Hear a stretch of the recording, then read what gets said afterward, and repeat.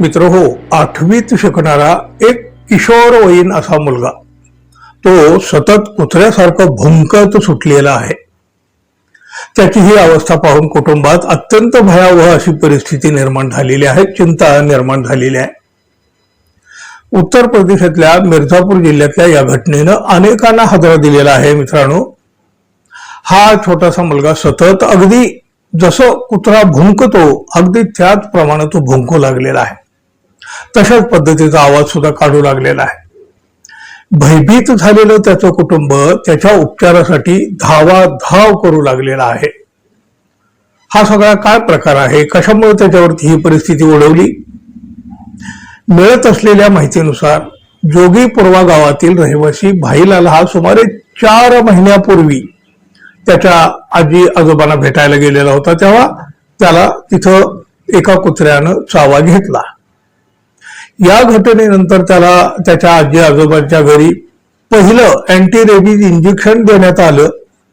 त्यानंतर कच्छवा सामुदायिक आरोग्य केंद्रात दुसरं इंजेक्शन सुद्धा दिलं गेलं त्याला, आणि तेवढ्यावरच त्याच्यावरील उपचार थांबवले गेले. रेबीज रोखण्यासाठी 5 इंजेक्शनचा कोर्स पूर्ण करावा लागतो असं काही सांगितलं जातं. या मुलाला मात्र फक्त 2च इंजेक्शन दिली गेली. पुढील उपचाराकडे दुर्लक्ष केलं गेलं आणि मग हा जो निष्काळजीपणा दाखवला गेला त्याचे गंभीर परिणाम या मुलाला आता भोगावे लागत आहेत. 8वीत शिकणाऱ्या या मुलाच्या वर्तनामध्ये गेल्या काही दिवसापासून बदल जाणवू लागला. हळूहळू हा बदल अधिक ठळकपणे दिसायला लागला.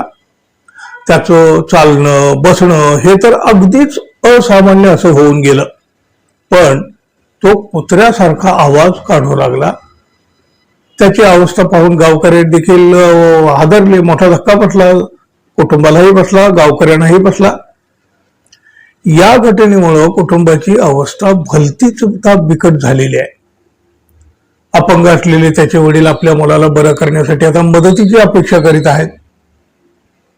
मुलाची ही जी अवस्था झाली ती अवस्था पाहून गावकऱ्यांना मात्र एक रुग्णवाहिका बोलावली, त्याला तातडीनं रुग्णालयामध्ये दाखलही केलेलं. या मुलाची नेमकी कशी अवस्था झाली आहे बघा, त्याचा हा बोलका व्हिडिओ जो आहे ना तो तुम्ही बघा.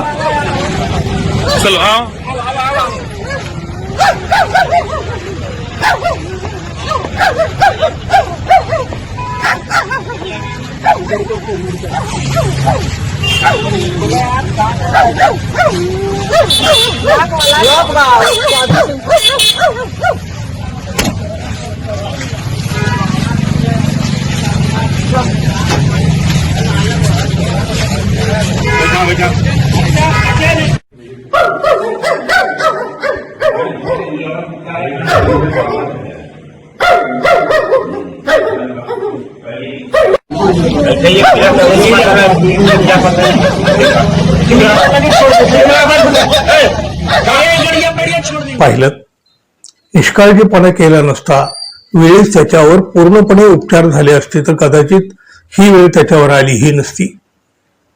किशोरवयीन मुलाला जाणवणारी लक्षणं रेबीजशी संबंधित गंभीर असू शकतात. जेव्हा रुग्णाला रेबीजचं पूर्णपणे लसीकरण केलं जात नाही तेव्हा हायड्रोफोबिया सारखी लक्षणं विकसित होऊ शकतात आणि या स्थितीत व्यक्तीला पाण्याची भीती वाटते आणि श्वसन मार्गावर परिणाम झाल्यामुळे आवाज बदलू शकतो, अशी माहिती वैद्यकीय महाविद्यालयाचे सहाय्यक प्राध्यापक आणि वैद्यकीय अधीक्षक डॉक्टर पंकज पांडे यांनी दिलेले आहे. बघा, एक चूक किंवा थोडासा निष्काळजीपणा किती महागात पडू शकतो याचं हे सर्वात मोठं उदाहरण मानावं लागेल. मित्रहो, सावध असा, सतर्क असा. धन्यवाद.